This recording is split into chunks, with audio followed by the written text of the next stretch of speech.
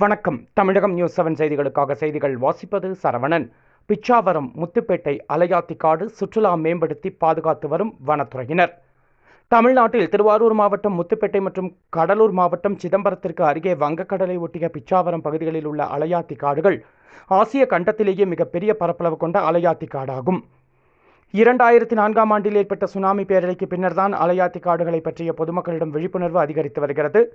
முத்துப்பேட்டை மற்றும் பித்தர்புரம் என்ற பெயரே பிச்சாவரம் என்று மருவி பிச்சாவரம் அலையாத்தி காடுகளில் சுரப்புன்னை, வெண்கண்டல், கருங்கண்டல், ஆட்டுமுள்ளி, பண்டிக்குச்சி, நரிக்கண்டல், சிறுகண்டல், காகண்டல், தில்லை, திப்பாரத்தை, உமிரி என்ற மரங்களும் செடிகளும் காணப்படுகின்றன.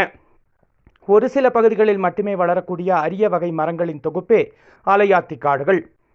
இவை அதிக வெப்பம் அல்லது அதிக மழை இருக்கும் இடங்களில் மட்டுமே வளரும். மேலும் கடலோர முகத்வார பகுதிகள், உப்பங்கழிகள் அலையாத்தி மரங்கள் வாழ்வதற்கு ஏற்ற இடமாக ஆய்வுகள் சொல்கின்றன. அலையாத்தி காடுகளின் சிறப்புத்தன்மை அங்குள்ள மரங்களின் சுவாச வேர்களாகும். இங்குள்ள மரங்களின் வேர்கள் நிலத்திற்கு அடியிலும் நிலத்திற்கு வெளியிலும் நிலை பெற்றிருக்கும். இந்த வேர்கள் மண்ணோடு பின்னி பிணைந்து காணப்படும். சுரபுன்னை உள்ளிட்ட சில வகை மரங்களின் தண்டுகளில் இருந்து உருவாகும் வேர்கள் மணல் சேற்றுக்குள் இறங்கி ஆழம் செல்லும். இவற்றுக்கு தாங்கு வேர்கள் என்று பெயர்.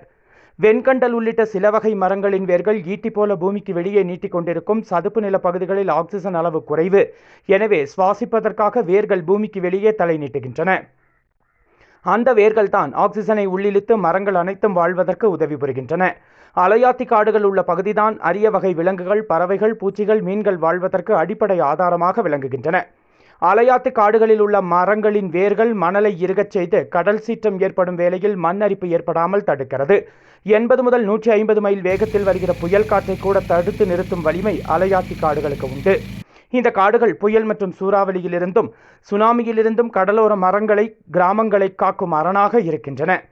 இந்த மாங்க்ரோவ் காடு சுரப்புன்னை மரங்களை கொண்ட காடுகள் மருத்துவ குணம் கொண்டவையாகும். ஒரு புறம் கடல், இன்னொரு புறம் பச்சை பசேல் என்று படர்ந்து காணப்படும் சுறா புன்னை மரங்கள் என்று இயற்கை எழில் மிகுந்து காணப்படும் ஆற்று பகுதியில் படகுகளில் சென்று பார்த்தால் உற்சாகம் பொங்கும்.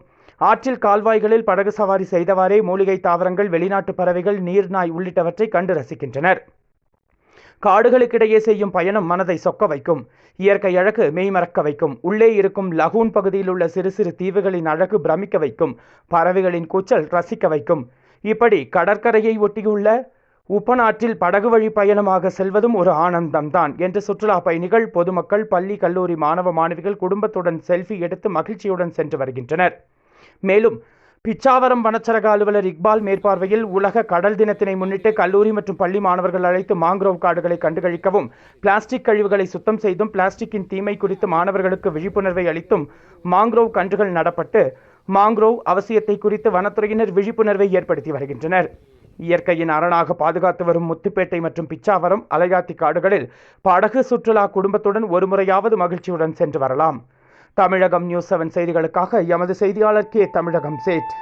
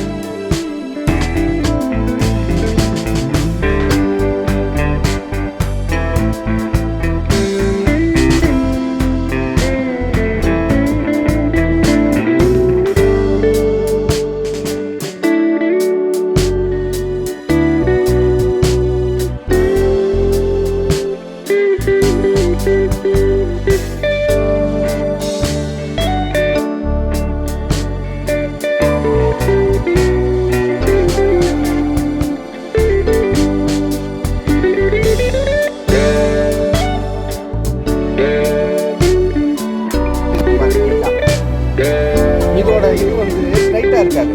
அது ஸ்ட்ரைட்டாக இருக்கு இல்லையா? இதுதான் வந்து குட்டை சுரப்புண்ணை. அது நெட்டை சுரப்புண்ணை.